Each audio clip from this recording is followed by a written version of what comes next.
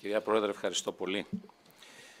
Πραγματικά, διαβάζοντας στα θέματα της ημερήσιας διάταξης το θέμα αυτό, είδα τη διατύπωση «Εξέταση αιτήματος δημοτικών συμβούλων». Θα ήθελα να το διευκρινίσω για τα πρακτικά, γιατί αφορά την γενέτειρα, την Περαχώρα. Κανένας δεν με ενημέρωσε αν θα ήθελα να προσυπογράψω και εγώ αυτό το αίτημα. Δεν ξέρω ποιος πήρε την πρωτοβουλία, αλλά όποιος την πήρε, τουλάχιστον εμένα και τον κύριο Γλυκοφρίδη, δεν μας ενημέρωσαν να προσυπογράψουμε.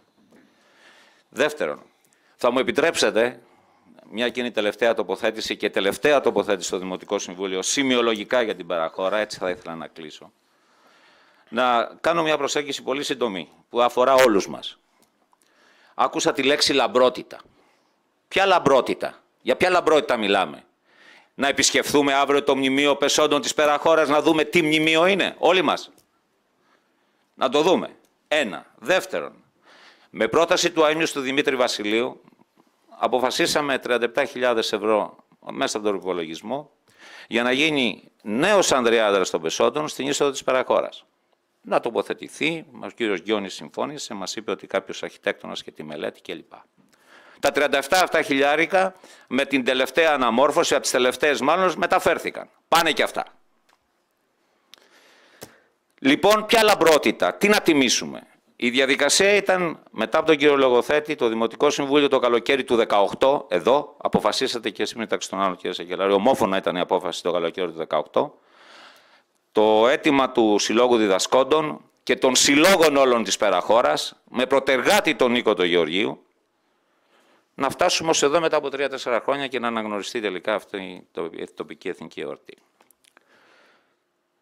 Όπου πήγα κατά τη διάρκεια αυτή της θητείας και ειδικά με το Ινστιτούτο της Ναρκωτικής Δράσης, όπου πήγα μου έδωσαν βιβλίο με την ιστορία του τόπου. Είτε λεγόταν Θεσσαλία, είτε λεγόταν Πελοπόννησο, ήταν Στερεά Ελλάδα. Το βιβλίο του Νίκου του Γεωργίου το μοιράζουμε εμείς ως Δήμος πουθενά όταν έρχονται επισκέπτες και να λέμε να ένα κομμάτι σημαντικό της ιστορίας μας. Όχι, γιατί δεν έχουμε χρήματα να το εκδώσουμε. Λαμπρότητα μετά μιλάμε. Ο Νίκος ο Γεωργίου δεν χρειάζεται συστάσεις, ούτε η Ένωση Φίλων, βλέπω τον εκπρόσωπο εδώ και του Λογογραφικού Μουσείου, τον Κώστα Παπαδημητρίου. Η Περαχώρα αυτή τη στιγμή, ναι μεν η μάχη της Περαχώρας, αλλά η μάχη της Περαχώρας στην κυριολεξία, ναι κύριε Σακελαρίου, ξέρω ότι αν προσπαθήσατε με την πρωτοβάθμια και τη δευτεροβάθμια, μπορεί να έρθουν τα σχολεία. Να έρθουν τα σχολεία. Έχουμε αποτίσει φόρο τιμής στους ήρωες της μάχης της Περαχώρας, όπως οφείλουμε και αρμόζει σε αυτούς? Όχι. Πάμε να επισκεφτούμε το μνημείο πεσόντων της Περαχώρας. Μια καρέκλα, ένας καναπές ήταν πεταμένος για 10 μέρες. Και μακάρι κύριε Μουζάκη να είστε εσείς που πήγατε και τον πήρατε. Προσέβαλε και το χώρο. Κάποιος τον είχε πετάξει, δεν είναι? Περνούσε και τον πέταξε. Απλά πράγματα. Πιθανόν. Αυτό θέλω να πω, γιατί κανένας δεν ξέρει τι συμβολίζει αυτό το μνημείο πεσόντων της Περαχώρας. Κανένας δεν το ξέρει. Προτείνω λοιπόν σαν προσέγγιση, ναι, να εξεταστεί, έχετε δίκιο από το νέο, κυρία Πρόεδρε, νέο Δημοτικό Συμβούλιο, να εξεταστεί αυτή η δυνατότητα, γιατί όχι, με λαμπρότητα, έτσι όπως οφείλουμε όλοι μας.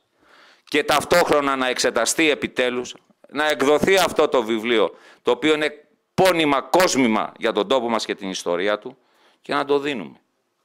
Και όχι να ψάχνουμε χρηματοδότηση, δεν ξέρω από πού ήταν κύριε Γεωργίου, κάποια χρηματοδότηση κάποια στιγμή. Παρακαλάτε πάντως, συνεχώς παρακαλάτε για ένα βιβλίο πόνημα που είναι ανεκτήμητης αξίας. Η αλήθεια είναι ότι ο κύριος Δήμος λοιπόν, το εξέδωσε με τα περιφέρεια Πελοποννήσου. Δεν έχω να πω τίποτα άλλο. Έκανα αυτή την προσέγγιση, κυρία Πρόεδρε, κυρίες και κύριοι συνάδελφοι.